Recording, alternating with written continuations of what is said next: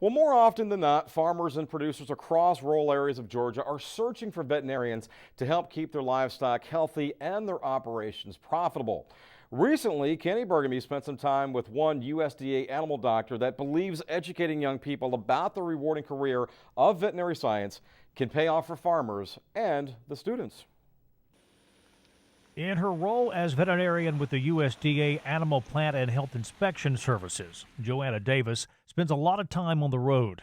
In fact, we caught up with her as she was visiting a location in Madison County near Colbert. And so anything that kind of relates to animals and disasters, particularly with livestock and poultry.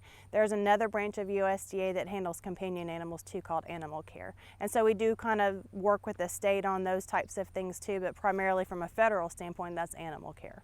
In a recent press release, Dr. Ted Kahn, president of the American Veterinary Medical Association, said as the veterinary profession has evolved, they've seen more veterinarians begin practicing in large cities, leaving many farmers and ranchers in rural areas in need of the essential services for their livestock, something Davis has witnessed firsthand. Yeah, I mean, it's really difficult. I've worked in those areas. I've practiced in South Georgia for 11 years before starting this job too. And I love it just because that's just kind of the lifestyle that I prefer. But it's hard, especially now with students coming out that have got $150,000 in student loan debt.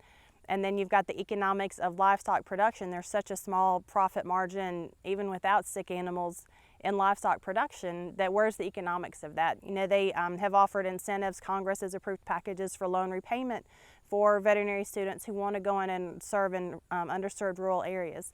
And so that helps tremendously. But, you know, there's kind of a finite amount of money that can do that too.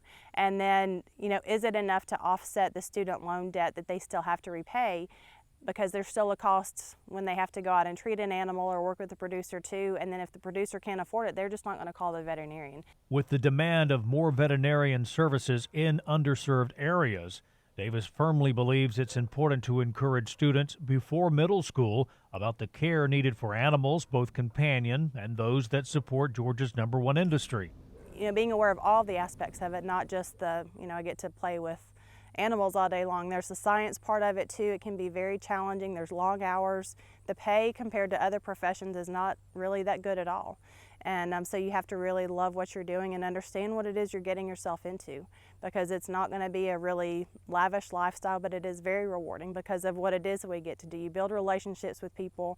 You see the animal from, you know, really from the time they're either, you know, young animal, puppy, kitten, foal, whatever species it is, a lot of times, you know, throughout a big chunk of their life too. So you get to be kind of the family practitioner. She said she knows there is a real value in the role veterinarians play in rural areas and improving the health and welfare of animals that are connected to the farm. And it is a really rewarding career. It's hard. Again, you're not going to have a lucrative lifestyle in many cases, but it's a really rewarding career for the people that you get to work with, the animals that you work with. And I mean, it's challenging in many cases, but it's a very small group. There's only about 80,000 veterinarians throughout the United States.